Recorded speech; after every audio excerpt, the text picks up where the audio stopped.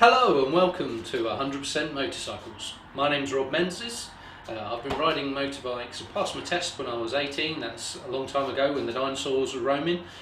Basically been on the decent sized bikes since 2010 and I've had 9 years of road riding, commuting and more importantly a lot of fun on track days. What I also have here with me is my good friend and colleague James Brooks, and I've been riding motorcycles since 2010. I was very late coming into it. I was all about cars in my young 17, 18, 19 by their time age, and then I finally one morning woke up and said, right, I'm doing my motorbike test, and I went from that. So I did a lot of road riding in my early year, and then I went to my first track day and got the bug, and now I tend to really do track day riding only, not so much road riding. And the reason why we're bringing you this channel is the fact is that we find that there's little bits and snippets on YouTube regarding track day riding, road riding, but there's nothing really telling us about equipment, gear, the important stuff, and we want to bring that to you. So what I'll do is I'll let Rob talk to you about the two helmets he's brought here for the moment, and then I'll talk to you about the one that I've got. So, as we were talking about, we're starting off going through helmets. We try and see if we can keep our helmets looking really good and make sure we look after them. You might be interested to understand the age of the helmet. So this one's actually 7 years old, this one's 2 years old. As you can see, all three of them are X-Lite helmets.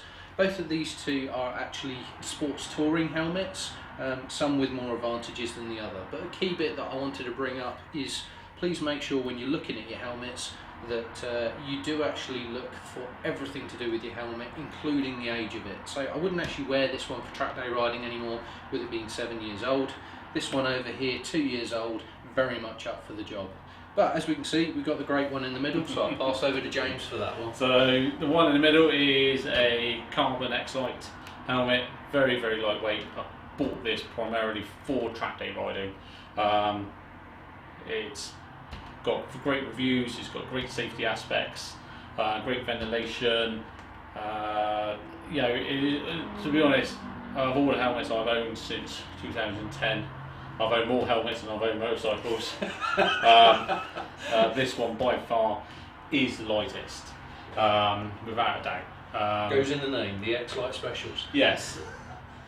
The only downside to this helmet compared to my other helmet, because on my other helmet I have a Shoei, and I've got a brand new helmet which we're going to do an unboxing video later on for you guys. Don't miss out on that one.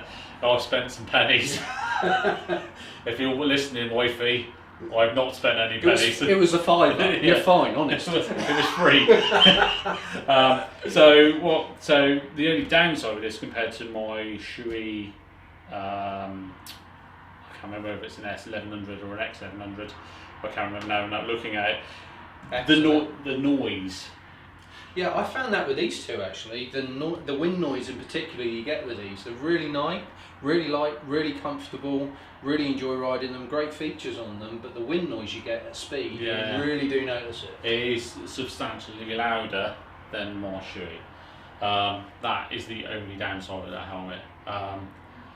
Again, with my other Shoei helmet, which I haven't brought with me today, the actual helmet itself basically just come to the end of its lifespan. Okay. Depending on manufacturer, we're looking at 5 years probably max on your helmet, and then you should really consider looking at buying another one because they're all composite made. Which is the reason why you don't want to be wearing that one at 7 years old. No, that one will be great for just putting on the shelf in the garage. Yeah, it looks great. I've looked after it. It looks wonderful. It's very colourful, but yeah, you wouldn't actually want to ride this if you're falling off.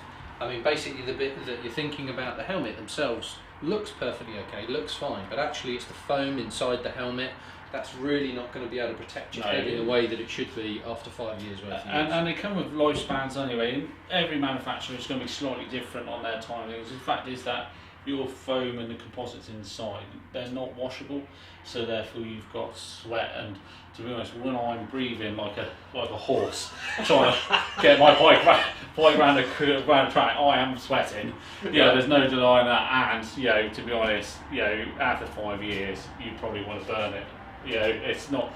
But you got to make sure you understand that.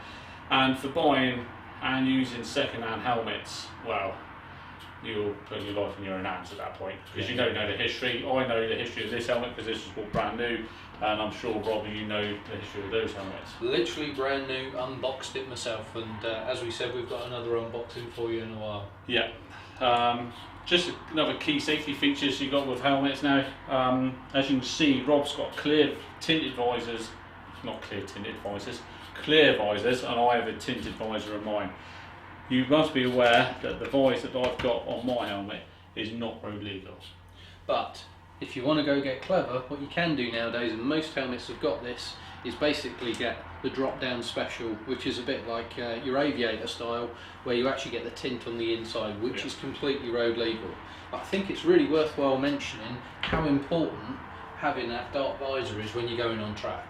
Because you try going on track without a dark visor and you've got sun coming in your eyes, do you really want to be heading down a racetrack at 100 miles an hour and not being able to see where you're going? Well, prime example for that, for me, having a tinted visor on, if like you take for like Cadwell, if you're going over the mountain section around towards Barn and coming down to the pit straight, you have all those trees, and then sunlight bleaches through the trees. Yeah. And depending on what time of year you're going through and what time in the morning you decide to go out, you will get some sunbeams coming through the trees, and that will actually put you off on your braking markers, your turning points. So for track, depending on the weather conditions as well, I go with a tinted visor. Again, this tinted visor has all three of them, I think. We've all got pin locks in to stop you from steaming up the inside. Now, I think that's a really good one, the pin locks. I would really recommend. They're absolutely fantastic. Now, would you believe, when I actually bought this helmet going back 7 years ago, I didn't really know what a pin lock is, and for those of you that don't know, you'll notice that you have these pins here, and if you can see it, there's basically it's a bit like double glazing for your visor. So what you have on all of these is another layer that sits in your visor, and it literally acts like double glazing. Does it? So you can huff and puff and breathe all you like, and it's not going to steam up. Really recommend it. So when you get that little bit of clear stuff in your brand new helmet that it comes with, don't throw that away as I did 7 years ago with this one. It is important, you do want to keep it. Put it in there, and it will make a world of difference as you start doing the heavy breathing, as Jimbo loves to do when he's going around the track. Yeah, I do. Mainly because I'm slightly unfit and I don't ride track. I've just got this slim physique, That's what, as I like to explain to the wife, I'm aerodynamic in the middle. That's all I am. That's it. So with the pin locks, you got to make sure that you make sure the screen is perfectly clean before you adhere it. Once it's adhered, do not take it off. Yep. If you take it off, it's completely wasted. You will find with possibly all good manufacturers, so X-Lite, Shui, Noland, Bell helmets, they all come with a pin lock in the box. So don't throw it away. No, don't throw it away. So you all got good chin straps. Some now have quick release foams inside for if you do happen to have an accident, for paramedics to safely remove your helmet. Range and cost, I think this is quite a good one actually. Now for me, I think there's a few things, not only the cost but the quality you get with it. So all of these are composite fibres, so we're talking high quality helmets here. Both of these two that I have here are actually sports touring helmets, so perfectly fine for using on track, but they're not specifically track day focused. No. Both of these two, if you go and have a look at the government sharp rating, both of these two will pick up a 4-star, so they're not completely 5-star. So I think there's something you need to go into here where you're looking at money in comparison to the and also, if you're going to use it for motorsport, it must have the gold motorsport sticker on it, or must be DOT approved. So you'll find that most UK tracks will pick up on British Standard motorcycle sport sticker. Do not peel this off if you're going to use for track. Yes. Alright, because they do sometimes inspect your helmets. Generally, they will look and they will know what branded helmets, so don't worry about that. So you're just going to be aware that you need those. Like cost-wise, I think that this one, when it was brand new, I bought this in a sale because I'm, as we all do. I like to be, a bit conservative with my money spent. I think that was about £300 in a sale. Yeah. And then I think the original price was about 460, something like that. So this was done from the NEC. So funnily enough, mine was both of these two were NEC buys as well. I think I got this one for around the £200 mark. I think it was an end of life model, so being able to get it a bit cheaper. This one was actually quite a current model when I bought it, and was about 250. But yeah, managed to get that one with a dark visor as well as the pin lock, and obviously had a couple of extra components on it with the drop down. There are certain times of the year when you can pick up some really, really good bargains. So when it comes to buying a motorcycle helmet, I know that everyone doesn't have massive budgets, but it's your head. Remember, it's your head. You don't want it. If you fall one. Exactly. If you fall off, you need a bounce. Yes. So it's worth spending the money and looking after. So, well, as you can see, I have a hand in a cast, and that is purely because I did have an off at Pembury a few weeks ago, and it does pay dividends to buying the best equipment that your budget can afford at that time. I'm not saying everyone needs to go out and buy £1,000 carbon fibre helmet or £3,000 worth of leathers.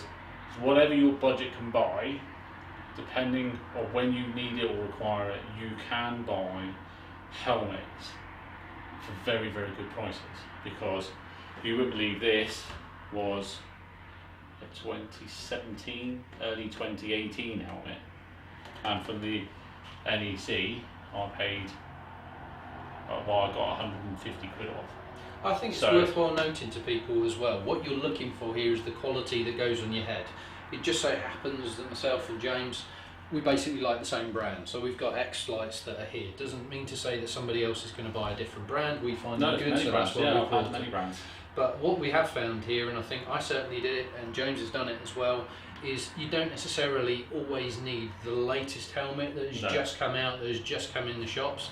You can still get a brand new helmet that is actually old stock, end of life. There's a new model that's coming out, and guess what? They want to sell it to you cheaper. Doesn't mean that you're not going to get basically what you're looking for, a decent looking helmet at a really great price. The thing is that the thing that annoys me most of all is that the level of gear that some people buy. They buy the flashiest motorcycle and then they skimp on the gear. Yeah.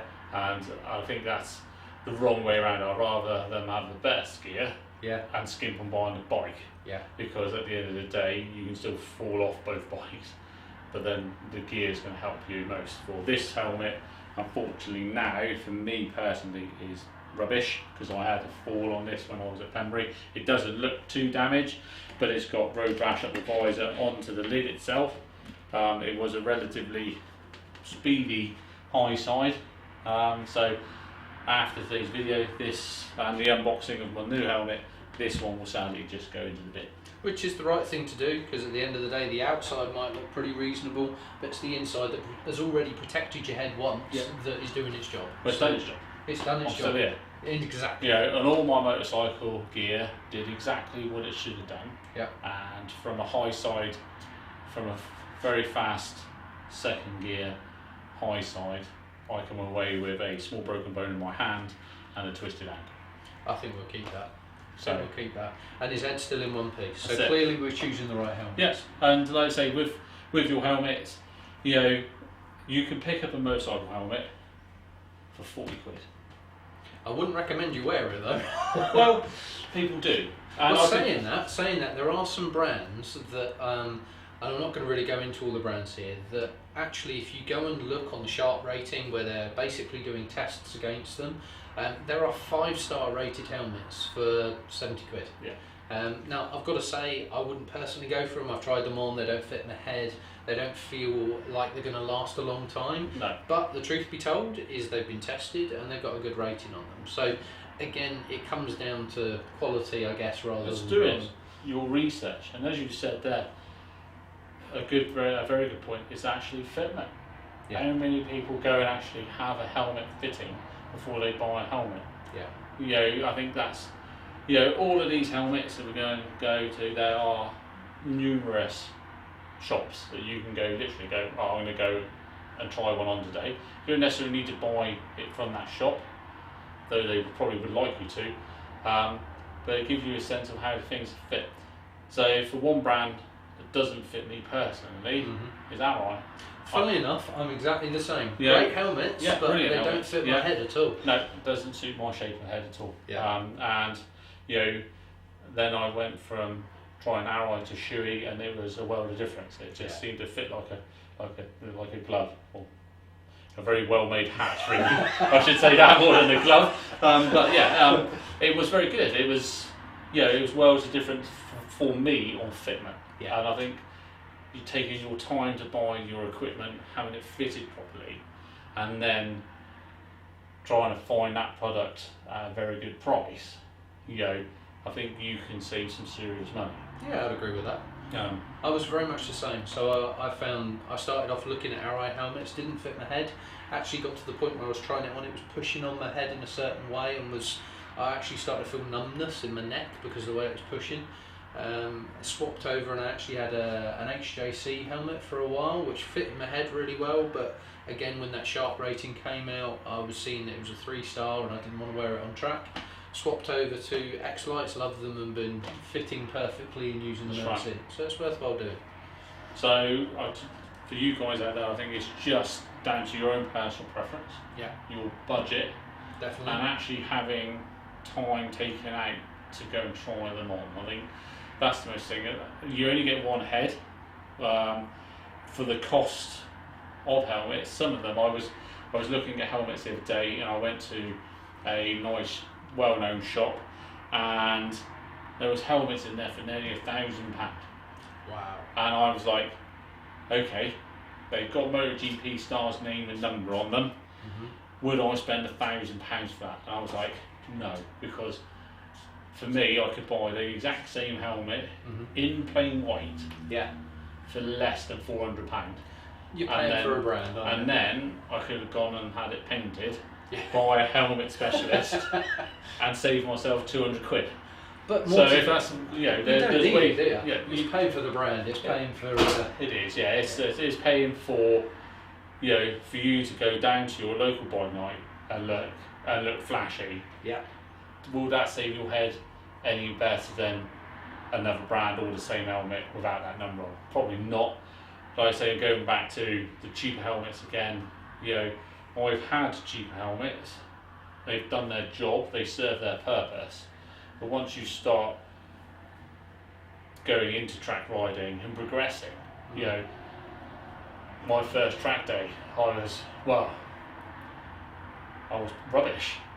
Quite frankly. But don't mince your words. I was rubbish. But then at the end of the day, I was slightly more rubbish because I fell off and then broke my bike into 2 pieces. But my progression throughout the day was outstanding, and I followed it, and I well and truly got the bug from track riding. So it was one of those things where I needed to start thinking about the gear, my whole gear package that I was wearing. And one of them, we're going to talk on another video, was leathers. Yes. My leathers that I was wearing were of a very good brand. They did exactly what they needed to do. But they were a 2-piece. And for me personally, I was like, 2-piece is very good. They do exactly what they do on the tin, a bit like Ron Seal. But for when I was progressing and I wanted something a bit more, sporty, a bit more padded, a bit more protection in there. And so then I went to a 1-piece. So that's going to be in one of our other videos. Coming up soon again, and funnily enough, I've got exactly the same story. So I've got 2-piece leathers we've got here to show you that actually fell off on the 2-piece leather as well. I think there's a message in that, and progressed on to the single 1-piece leather, and been going great. And because I had my leathers, I will be able to show you the aftermath of my leathers and the importance of spending maybe a little bit more in that area. And then you'll be surprised by how little my leathers are damaged. So. Well, I hope you've enjoyed this chat that we've had between us, and I hope you like the overview of the helmets. Look out for all of our other videos that are coming up that are going to cover loads of other different subjects for you. Please remember to like and subscribe this channel. We're going to have a lot more videos coming out and you really don't want to miss out on it. That's it. And another thing, guys, that like I say, Rob here said, subscribe. And make sure you comment below if you want us to talk about a particular thing that you're worried about on going for your track for your first day. So we've got a little video coming up regarding attending your first track day. So comment below and yeah, let us know your thoughts, because you might make it into our very next video. Thanks a lot for your time. See you again soon.